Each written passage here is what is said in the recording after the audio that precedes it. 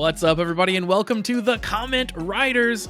We are a Kamen Rider review podcast. We're here. We're going to talk about Kamen Rider Gotchard, episode 39 today, amongst many other things. But I am your host, Josh Meek, the Uber Geek, and I'm joined, as always, by my good friend, Toby Tobes. How's it going, Toby?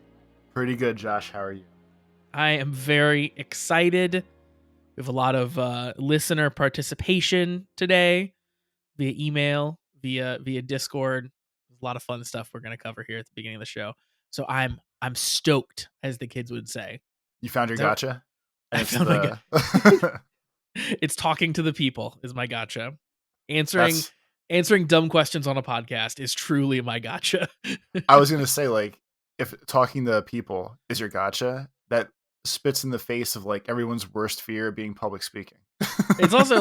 It's also completely anti my actual real life, where I avoid talking to people at all costs. It's easier to talk to people when you don't see them. That's really the key. It's really the crux of our friendship, I think. You're just the voice on the other end of the Discord call. You're not a face that I have to have see my face when we talk.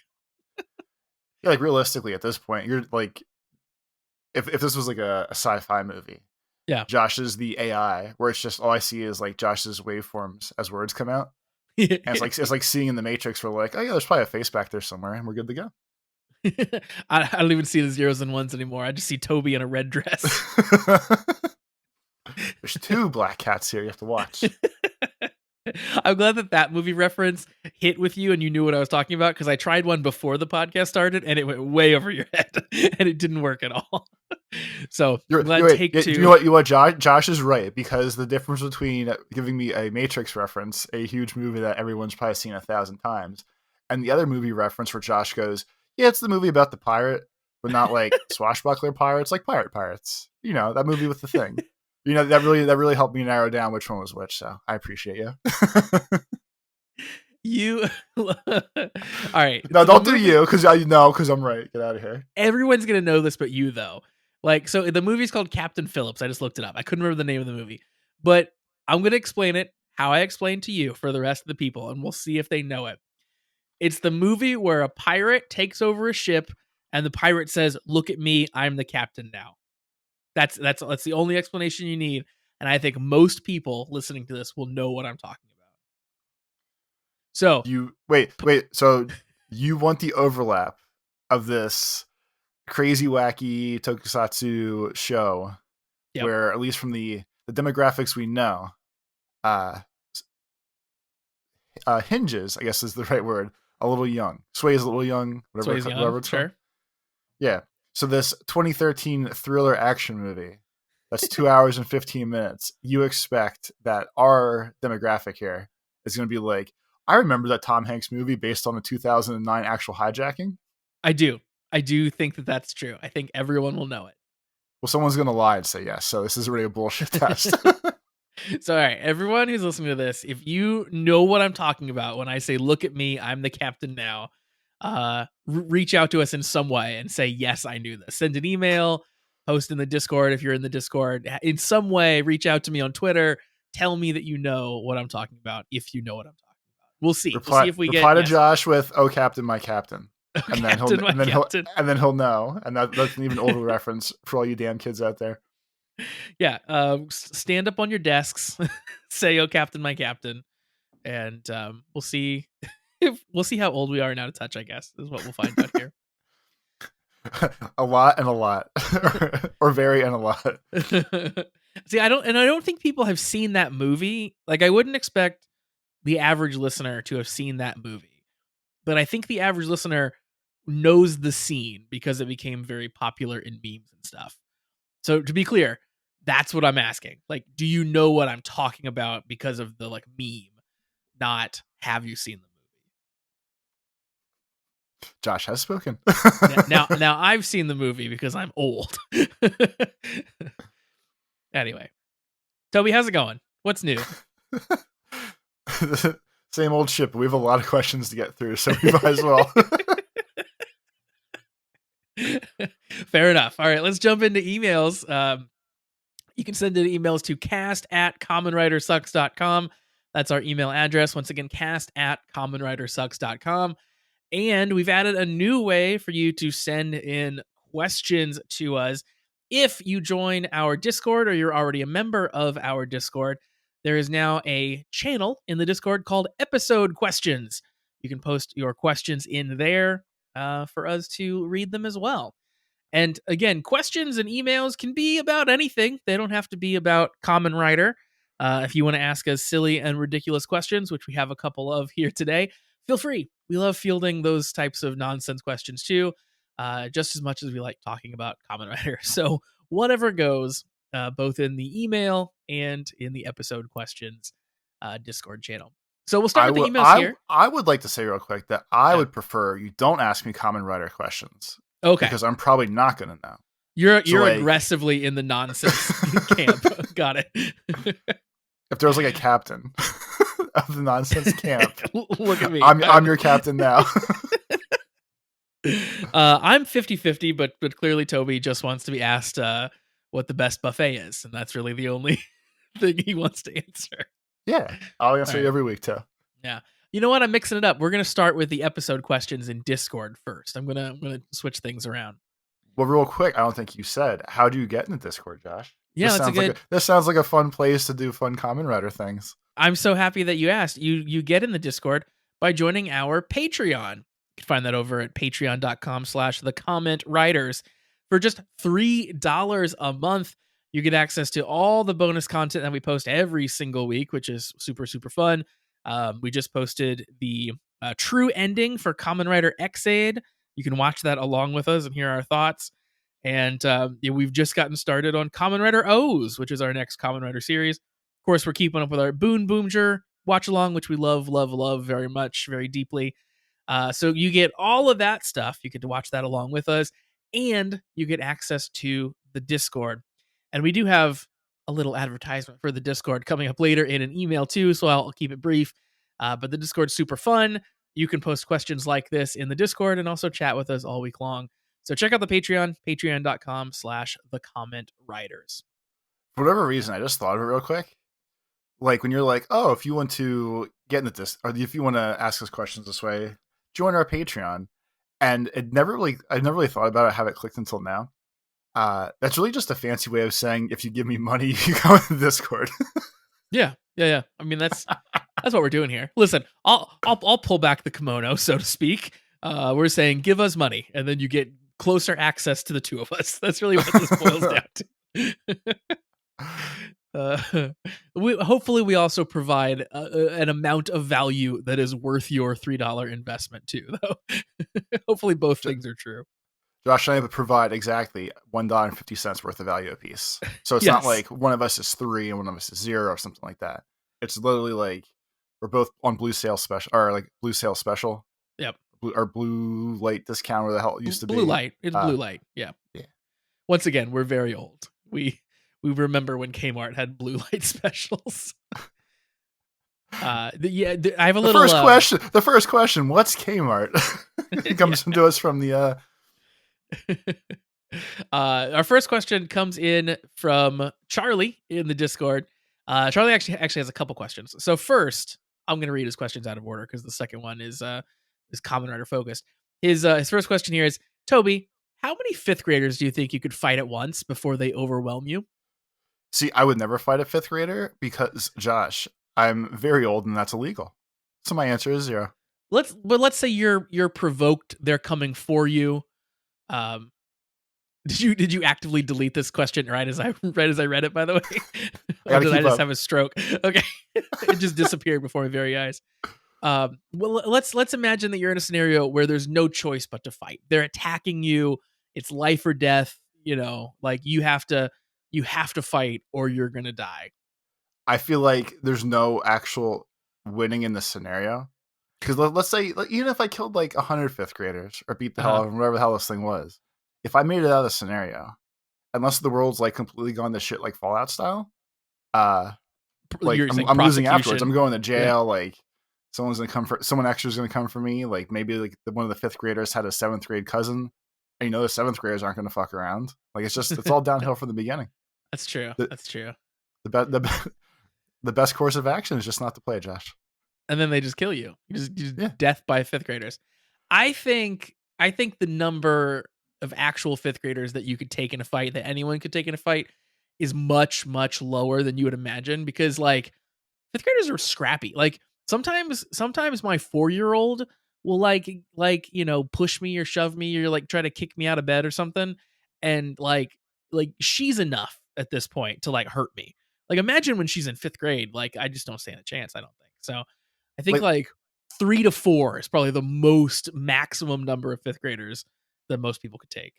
I think that's a rational answer for anyone because realistically, like if you never threw a punch before, you have to put some thought behind it. You have to, even if you're unless you're gonna throw like a real fast jab, you're gonna have to like wind up a little bit. You have to throw the punch, and you might catch that first one, but Yeah, you're ready behind the 8 ball at that point because you are. there's 2 more around you. There's one more around you. There could be anything Yeah. else around you, and once you go after one, it's not like the movies where like they're all gonna wait for you to like punch each other, and then the Oh next God, two are no. gonna come after you. They're all just going. Yeah, They're all you just you going. drop that you drop that first one, and then 3 more have engulfed you. Yeah, for sure. And I'm Yeah. not so much worried. You talked about, you haven't really thrown a punch before. Maybe you got to figure it out.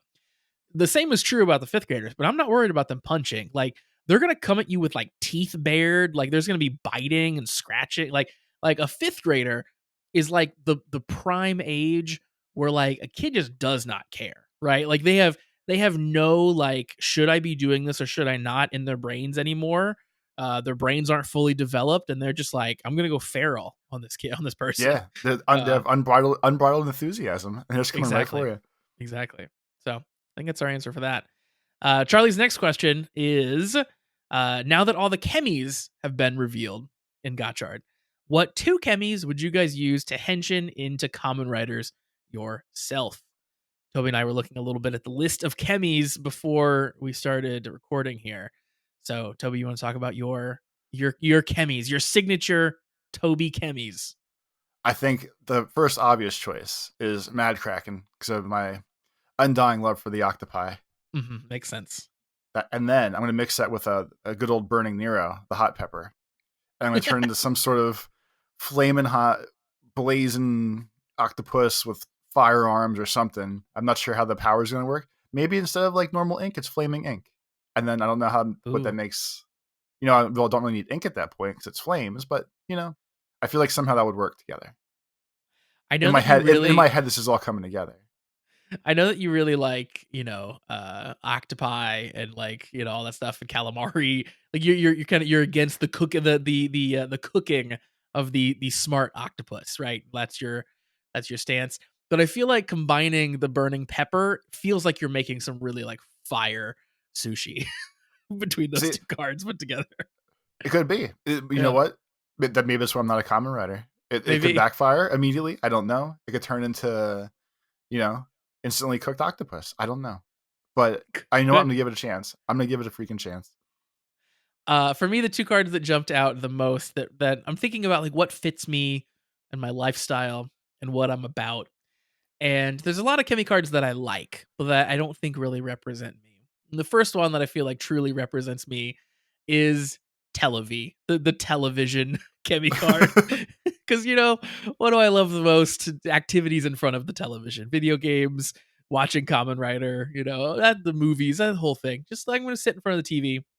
And then what else do I love, Toby? Well, I love playing games on my phone. So Smartphone would be my other my other Chemi card. So Televi and Smartphone would come together, and I would be the most slothful common writer that you've ever seen. Just completely head down in my phone in front of the television. I wouldn't save anyone, but I would certainly be very entertained. Do you think so? Usually, like the outfits, at least somewhat try to represent the things you're combining in some way, shape, or form. Uh-huh. Uh, like, would it be a smartphone head with a TV chest or a TV head with a smartphone chest? Ooh, that's a good question. I was actually kind of picturing like CRT style televisions, Oh yeah, like that's exactly what I was thinking of too. yeah. But I was picturing them like making up my body. So like maybe like have them as my shoulder joints and my knee joints or something, like kind of a bulky like TV area there. And then like the smartphone maybe would be my chest, like the big chest area would be like an open, like smartphone screen from that point with apps on it that you could see and stuff. I am beyond shocked you didn't pick Wrestler G as one. That was another one. I like Wrestler G, but I don't know if Wrestler G is me. Like I really Says the like guy. him. we have a bunch of episodes. Josh is like, so wrestling. Do you watch wrestling? So wrestling. But I don't like wrestling. No, I no, wouldn't I be love Wrestler G, does wrestling. I love wrestling, but I'm not a wrestler. You know what I mean? Like that's all. You're not a TV. That's true, I guess. Yeah. It felt like if I picked Wrestler G, I had to be way more. I had to run the ropes or something. Like so, I had to participate somehow when I'm a Kamen Rider. I had to do wrestler things. And Okay, that felt that's all very fair. stressful. But I almost picked Wrestler G because he's very good. Yeah, I almost picked Burning Nero as well because I really like Burning Nero for some reason. But then I remembered how much I love to hate Smaphone because he just says Smaphone all the time. So I had to build from Smaphone. Do you know what pissed me off the other day? That reminds me. No. Uh, as I've been slowly going through my Duolingo lessons to learn Japanese, the other day's grouping was like they always pick such random shit to put together. Like it was like bag, map, ticket, smartphone, airport, subway was like the next group of 6 the other day. Okay, that And kind of makes sense. It's like and travel. Yeah. I guess so. So like they're like cell phone or they said smartphone. And I was like, oh, it's smartphone, obviously. Like fucking Gotchard taught me this. But it's like sumo or sumafo or something like that. And I looked at it and I got real mad on the inside for a second. And I was like, God damn it, the show's not even teaching me things. No, because clearly Smaphone is named Smaphone because they're just trying to say smartphone in English. Like it's I mean, a yeah. yeah. It's And not the Japanese version. it is sumaho. So yeah. But like, so I remember that one, but I get mad every time. That's not smartphone. Angry every time. Yeah. And then our last question in the Discord comes in from Liv. Liv says, I had mentioned as an example, Toby, of questions that could be asked, knife versus bat in a fight. Which are you taking? And Liv needs to know our answers to the question of knife versus bat. So you're in a fight. One person has a knife. One person has a bat. Which side are you choosing? I'm going to go classic knife because much like my punching analogy or whatever the hell we're going to call it from before, the bat takes a big swing. You got to wind up. You want to use some power there. So as soon as a person starts going to swing the bat, all you do is dodge one swing or rush in with the knife while they're on their backswing and they're fucked.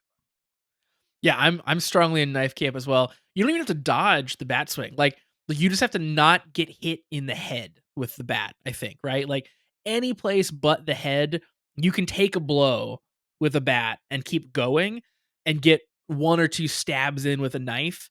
And like I'd much rather take one hit from a bat than like a couple knife stabs. Like I feel like you can take some damage from the bat and then still get some knife damage in. It's important though, you can't get hit in the head and you can't get hit in the hands where you drop the knife. I think those are the two ways that knife loses.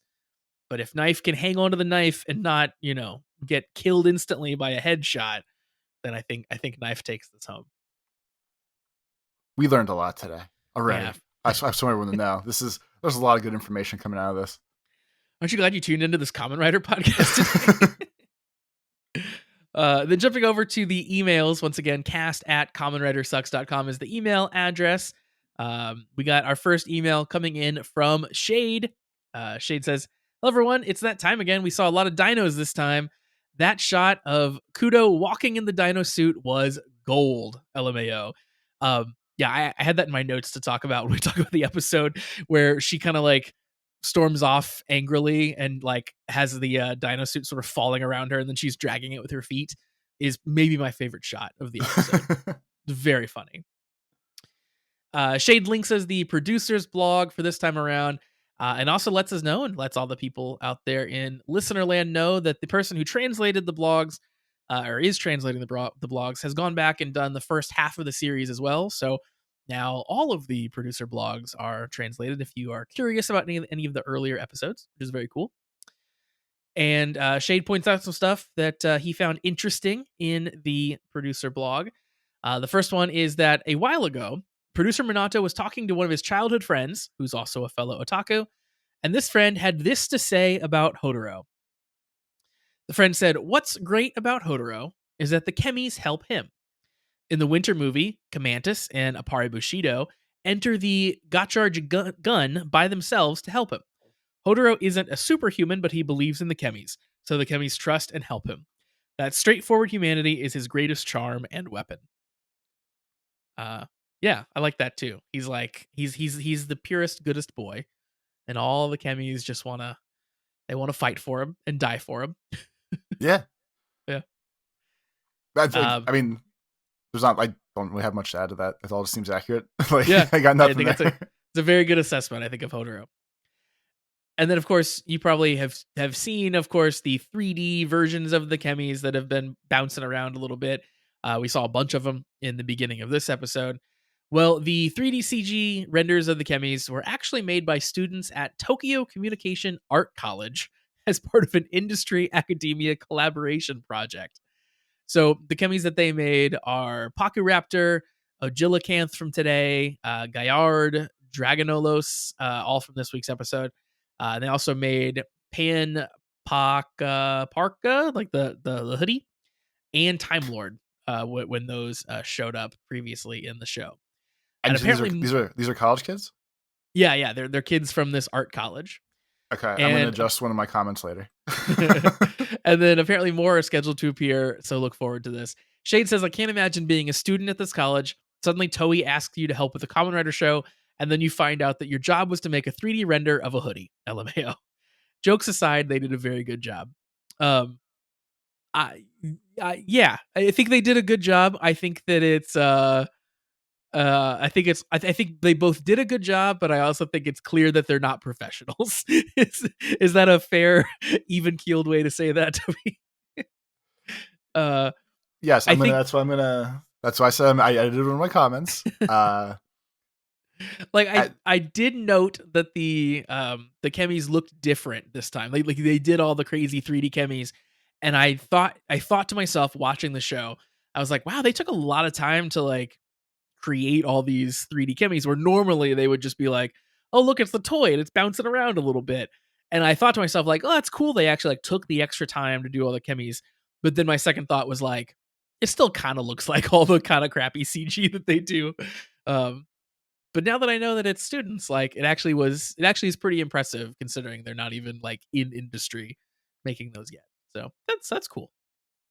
I do think it's cool. The raptor itself looked better in the darkness than it did in the daytime.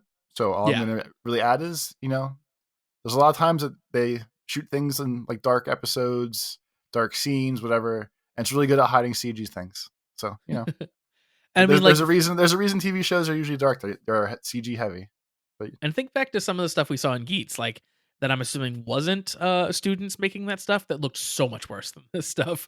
So good on you guys for doing better than Toei can do sometimes. Shade also linked us a picture of behind the scenes of Kajiki getting slimed, getting the slime put on his face, which is very funny.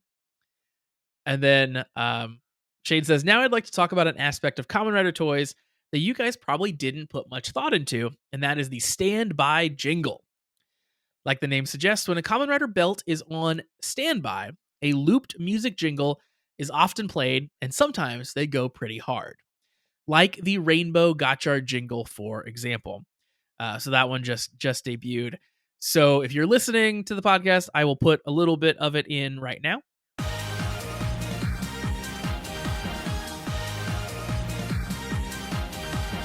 So Shade says on that one, I mean, doesn't this go hard for no reason? And yeah, that one's pretty good. Shade also says, my personal favorite has to be X-Aid's Hyper Muteki standby jingle. So here's a little bit of that one.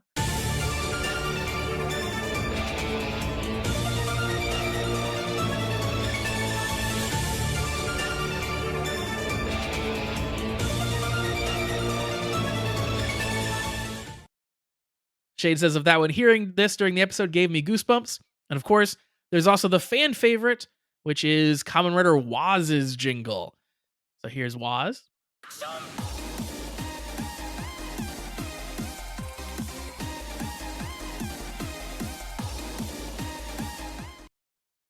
And Shay says, for some reason, Waz's belt sounds like a nightclub. So you can See if you agree on that or not.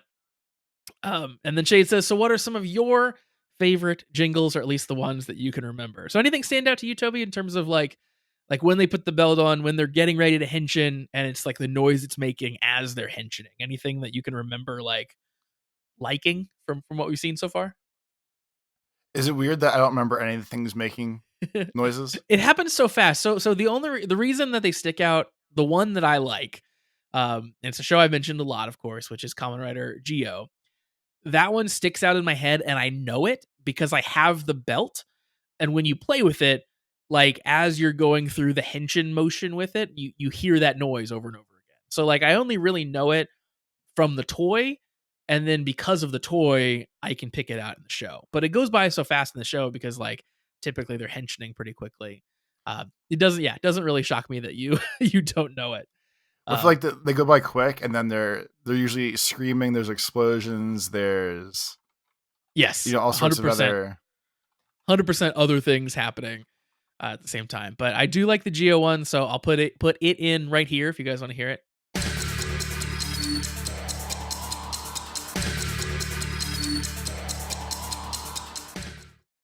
And then the last one that I like a lot is the Kamen Rider Build one as well, because that one sounds like building things, which is pretty cool. So here's that one.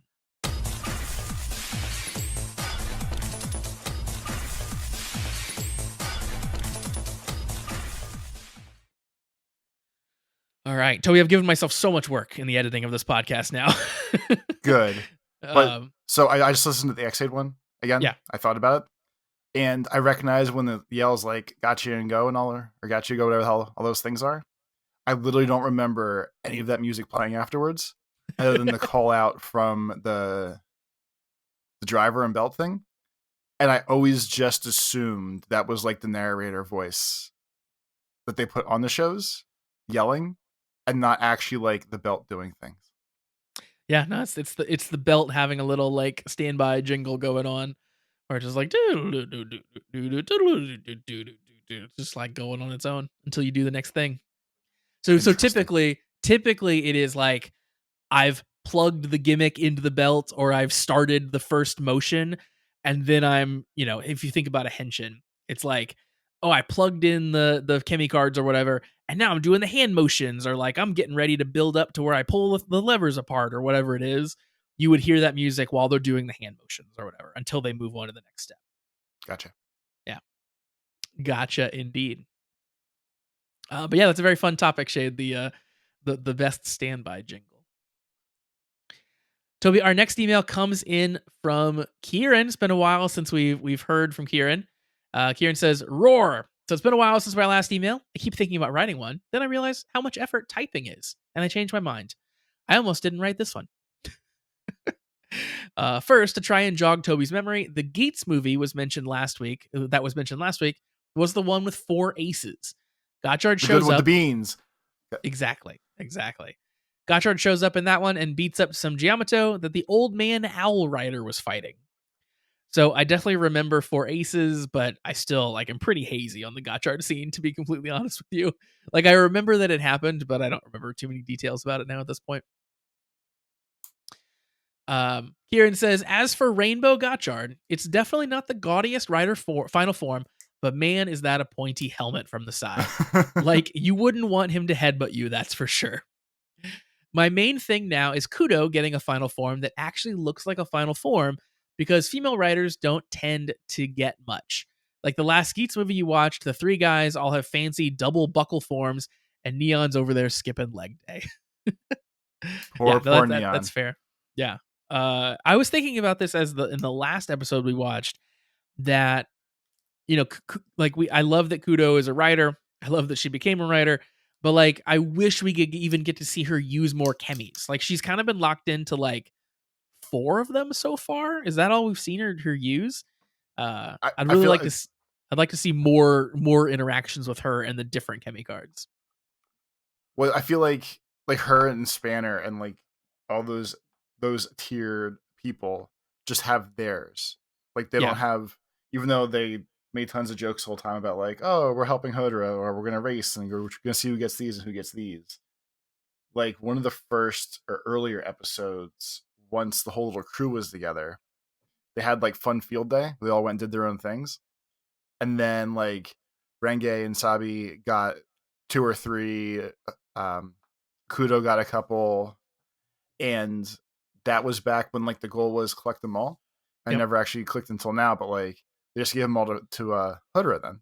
Yeah, he Like just even got though them they all. got him, like they just Hodora gets them all. So that seems the deck stacked not in their favor.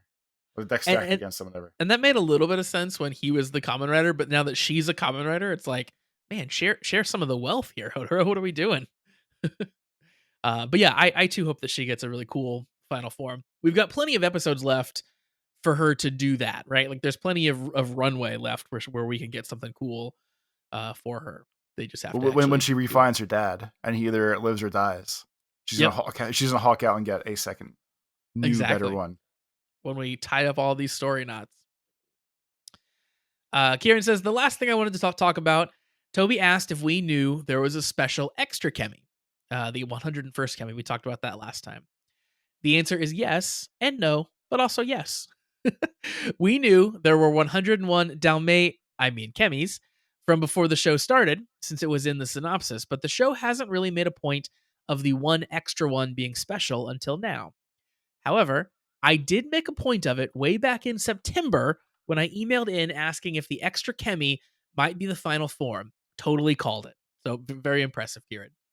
Uh, I am always impressed. Like last season, we had like one or two old predictions, like barring me like half setting you up with the Nine Tails thing. Like I feel like everyone that's around our little sphere of misfits all had like a bit of something right, and like as a group together, we got pretty far with a lot of things. oh, it gets better. Just listen to this. Kieran says, have a listen to episode 3 from 1857 because that's when I did it and discovered that you guys are geniuses. It's the first time anyone's ever said this about you and I, Toby.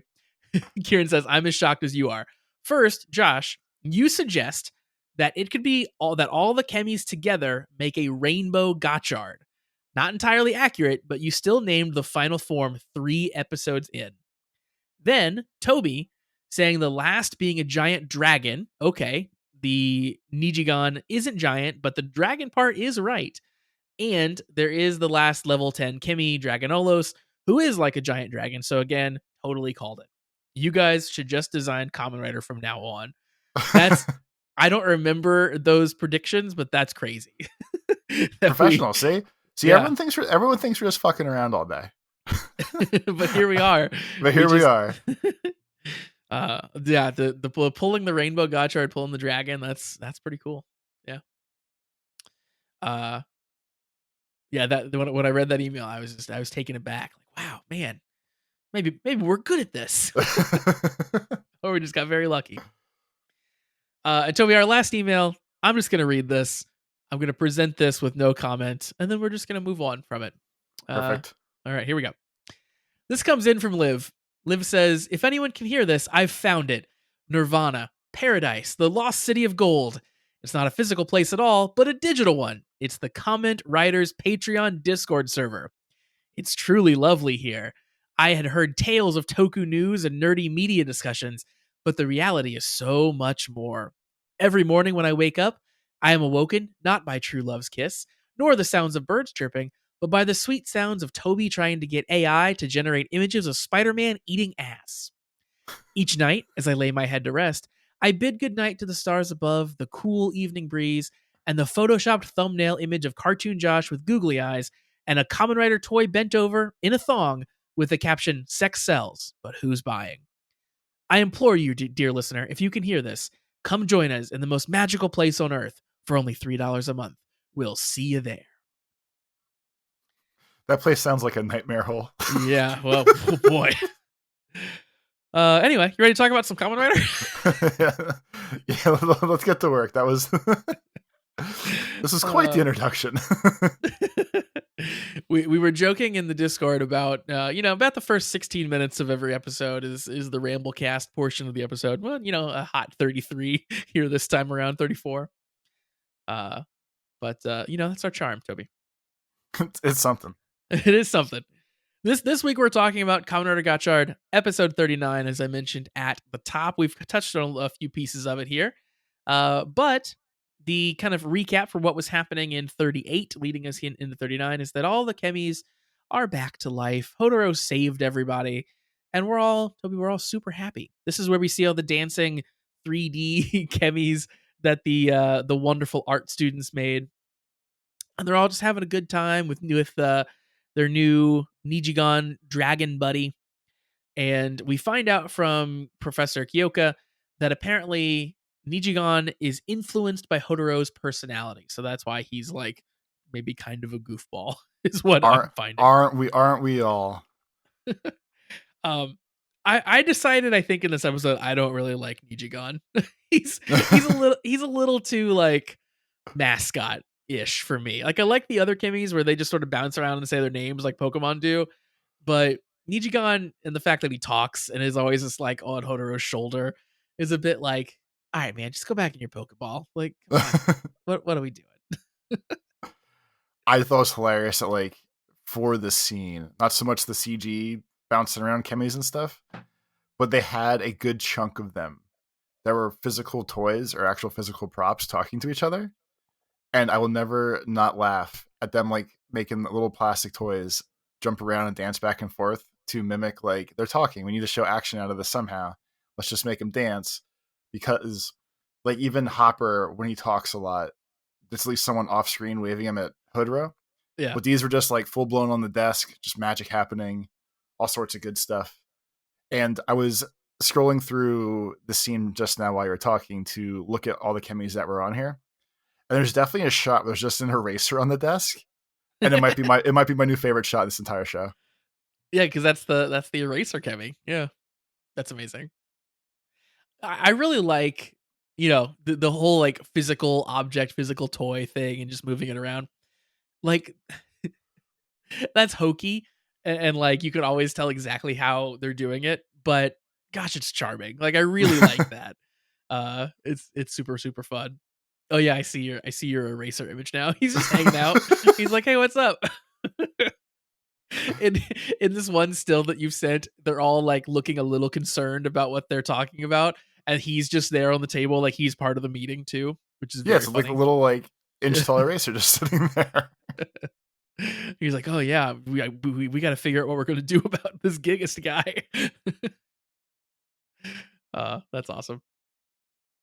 So yeah, I really do love the physical object. The same reason why I love the practical effects and the monsters in suits and stuff. Like, even if it looks kind of bad, it looks kind of bad in a very charming way, and I really like that. There you go.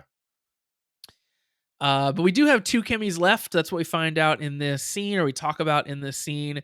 And Professor Minato says that he's going to leave that up to the kids. They can find the last two Kimmys. They've been doing such a good job so far, I guess. So it's their job.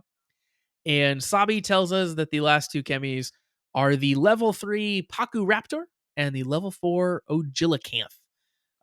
So a dinosaur, a raptor specifically, and like a fish type dude. So it's And it's random overall. Like I obviously at some point they had a vague outline chart plan, whatever, of these are the order that we're gonna reveal chemis. yeah, And it kind of seems, I mean, I guess it kind of like bucks what the obvious trend would be. But it seems random to me that the last two chemis you find are kind of like two shit tier ones. yeah, they're just sort of regular Kemis. Yeah, Yeah, like they're just plain ass ones versus one last like level 10 or I kind of even like appreciate that they're just regular Kemi. I like, like, hey, it's like in any video game where you're like trying to get the platinum or trying to get the S rank or whatever, and you're like, I've done all the missions. There's just like two random side quests I have to go finish before I get the platinum. Like, yes, I've beaten the story, I've saved the world, but like, I just gotta go help this farmer with his crop real quick, and then I can check the box off and it's done. there you go. That's what it really feels like to me. Uh, Renge suggests that they should compete to catch these last two Kemis, and Nijigon is going to be the prize, basically, for this bet. So, we respect the Kemis, Toby, but they can be bartering chips in our in our random Hey, why not? competitions to decide who owns them. Just there's nothing weird about that. Well, that's Next, why yep, inevitably the inevitable happens because you can't play games like this. you You just can't. can't play games like this. You just can't. And then we get a little view of Giggist and what he's up to. He's a little upset about everything that happened last time around. He's kind of catching up on what occurred. While he's kind of having a good brood about him, Clotho screams out basically. She's like, I can't, you gotta let me do something. I can't contain all this power. So he kind of lashes out and I think gives her even more power, is what it seems like happens. So he, like, pushes her over the edge basically. That And seemed that I think that's definitely been his gimmick for multiple of them now. Because even yeah, like when he fulfilled someone's wish, blah blah blah, early, that I don't think was actually one of the riders. He does very vengeful of like the evil genie, like, oh, you wish for more wishes, sure, here you go, and just like fucks up your life kind of vibe. yep, 100%. I think it was to her the first time. Like he gave her the power, but like too much power the first time even. So now she's extra over the top even. He's like done this to her twice now. Keeps cranking her up. He does. Uh and then Atropos, of course, last time we found out she is really wanting Master Garion to come back. She mentioned it before to Giggist and he kind of brushed her off. This time she brings it up again and he like shuts her down hard. He calls them like stupid dolls and he kind of like, I don't know, he uses his magic and like puts like a big thing over top of him or something.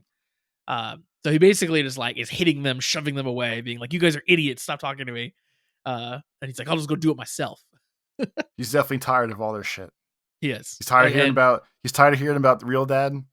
He's trying his best as a stepdad, and it's just not working. totally is the vibe here, 100%. And he has sufficiently pushed both of them away here that when they eventually turn good, it'll make a lot of sense. Yep, exactly. Next we see Kijiki. He's out hunting dinosaurs. Toby, as he does. He likes the occult. He likes the monsters. He's hunting dinos. He finds a little guy around some cars and he gets slimed. The dinosaur slimes him. I wouldn't. I like the ghost. The ghosts slamming people makes sense because usually the ectoplasm thing. Uh-huh. But the dinosaur doing it doesn't No, it really makes no check out at sense. all. No sense whatsoever. No, I don't really get it. But it's a funny thing. And later he finds Hodoro. He hugs Hodoro while he's slimed, and there's a shot afterwards where he runs off and Hodoro turns his head, I think to look at Hopper 1 maybe or look at something, and you just see the slime that's still on Hodoro's face from that hug, and it's incredible. But after the crew speaks to Kijiki, they are all pretty sure that it is Paku Raptor that he's talking about, that he got slimed by. So then Sabi hacks into the local CCTV, the security Wait, cameras, which and seems finds out. way out of control for these little kid students having this sort of like illegal technology with Isaac.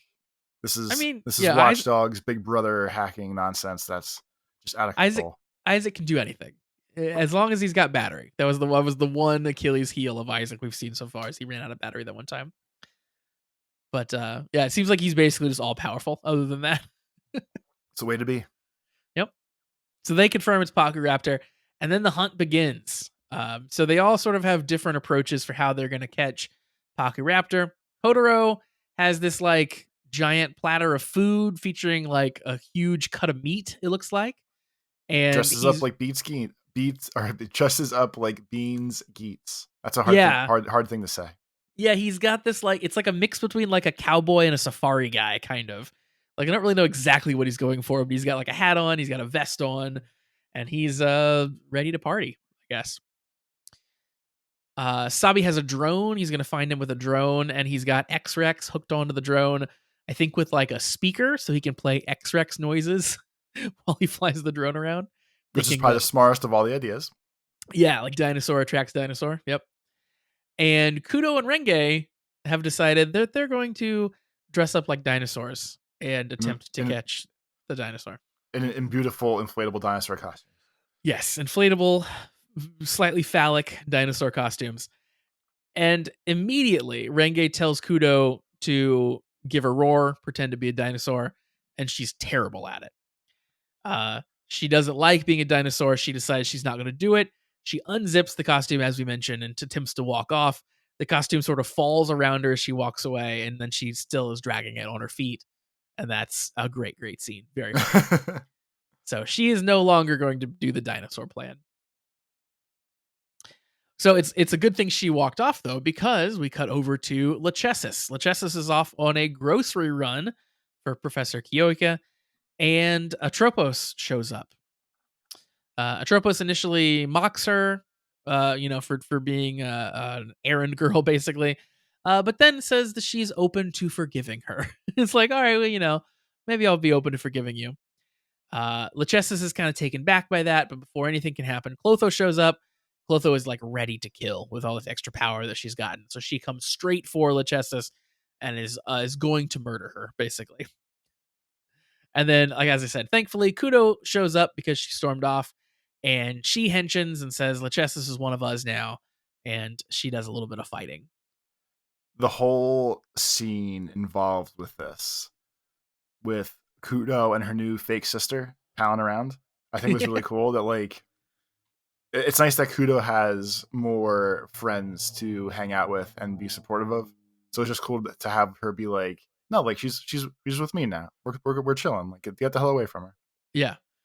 Like, she's one of us. I don't care. Like, you're not gonna attack her. So after they fight for a little bit, Lachesis actually teleports them away with the line along the lines of like, "You're not gonna interrupt my grocery getting," which is pretty good.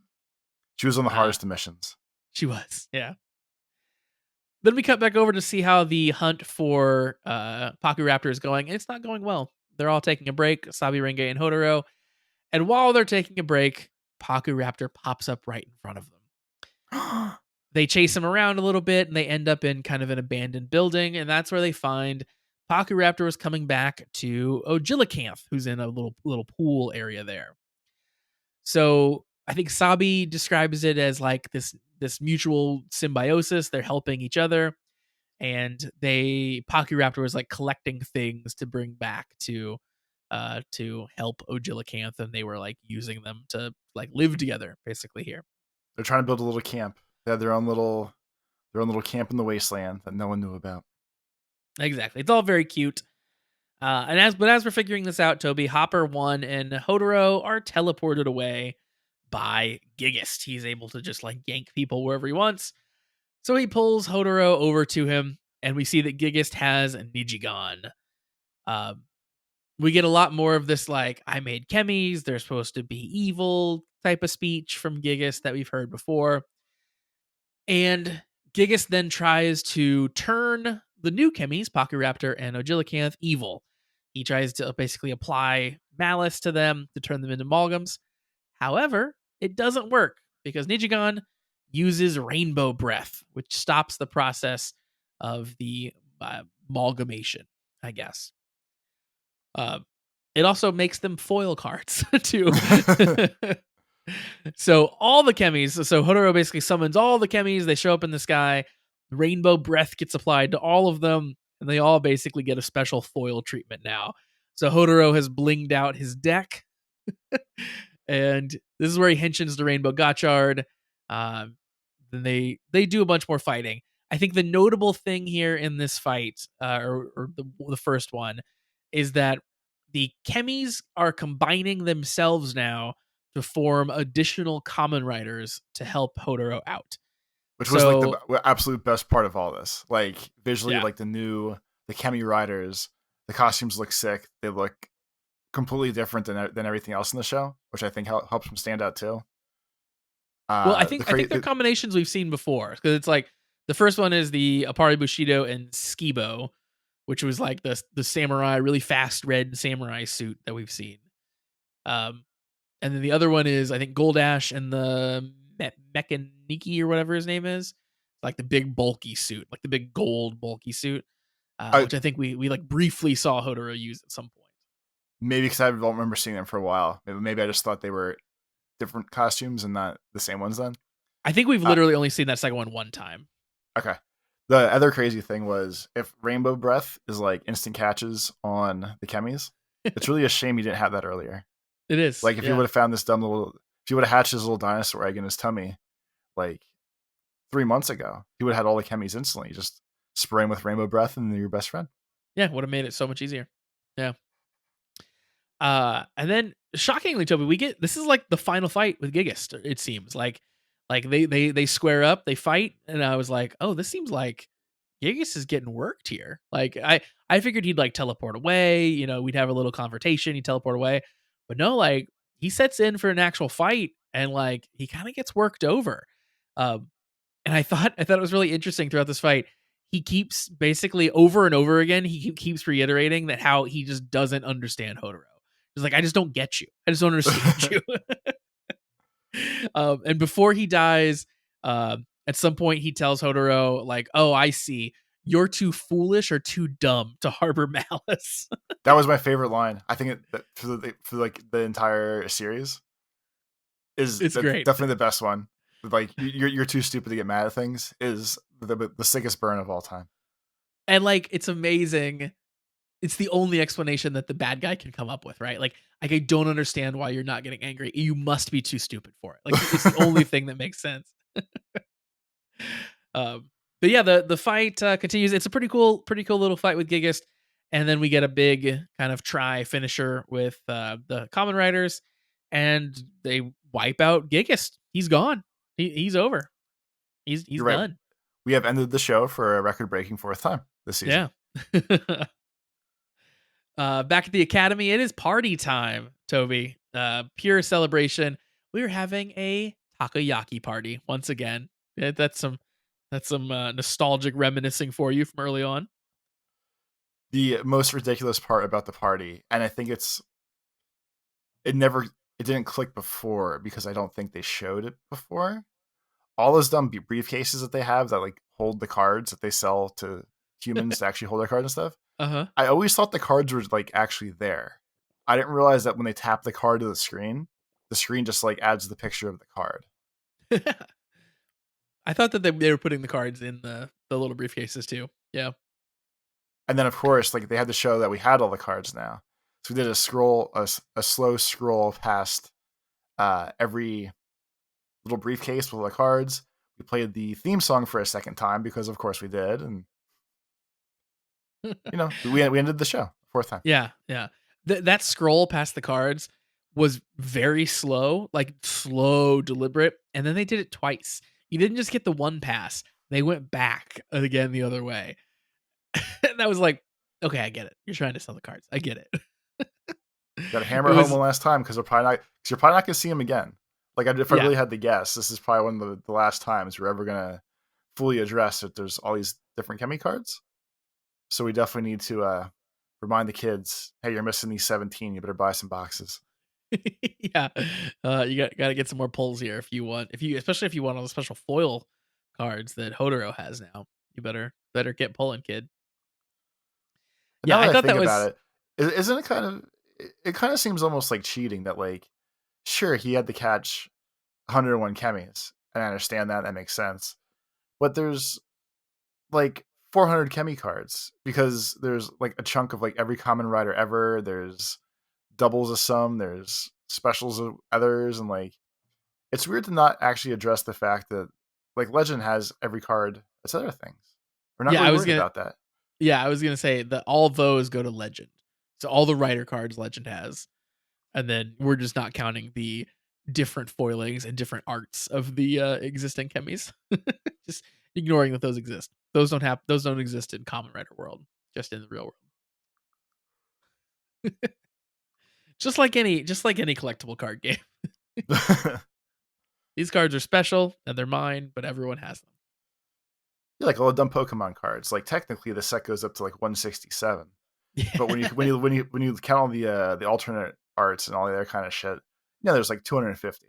So really, Yeah. if you wanted to, your set stops at 167, and you just go, "Oh, I'm done now. That's fine." Yeah, I got all the regular ones. I don't need to get the crazy ones. This is fine. I got the highest number that it says. It says /167. I got all of them. We're That's how I done. know. We did it. We did it. Then we get a cute little moment with Professor Kyoika and Lachesis. Kyoika has ordered this coriander. That's what she'd sent Lachesis on the grocery run for. She puts this coriander on her takoyaki, which is apparently a weird thing to do. I don't really know. And she loves it. And then Lachesis, who doesn't eat, decides to try it as well and also loves it. She's becoming human, Toby. She's decided. Very I was gonna cute. say where she's like, I'm gonna try everything I can. I'm gonna do the best I can. Hey, food. Yeah, I'll make a face about this. Exactly. So it's cool. I think I think the kudo respect really won her over. Like, oh, I am part of this group. I'm not the outsider. Yes, I'll eat your weird food. Yeah, let's give it a shot. Then we finish out with the sisters, the other two sisters. Atropos is sitting. Clotho is kind of laying across her lap. Clotho is really like you can tell coming down from her power. Like she's hyped and like is just trying her best to just chill. Atropos says none of this would have happened if Master Garion were here, and Clotho basically says she's going to do whatever she can to get Lachesis to rejoin them. So the sisters are still out there and are still at large. And then last couple things happen here, Toby. First, we get some whispers in the hallway. Spanner and Minato step out from the party and are walking down the hallway, and they talk about the alchemy union heads, basically the people that we've met The that are kind of lazy in fucks that don't charge. do anything and just say, "Oh, we'll wait. Oh, we'll Exactly. see." So they talk about how passive they are, and Spanner says Gigas might be defeated, but the other two sisters are still at large and they won't do anything. And Minato says he's decided he's going to change and reform the Union for the next generation, and he asks Spanner for his help. So Minato is starting a revolution, I think is what's happening here. Best way to do it. Yeah. Finally, because he was like towing the company line for this whole freaking series so far. He knows that they're corrupt. He knows they're not doing the right things, and I'm glad he's deciding he's gonna solve matters, which is good.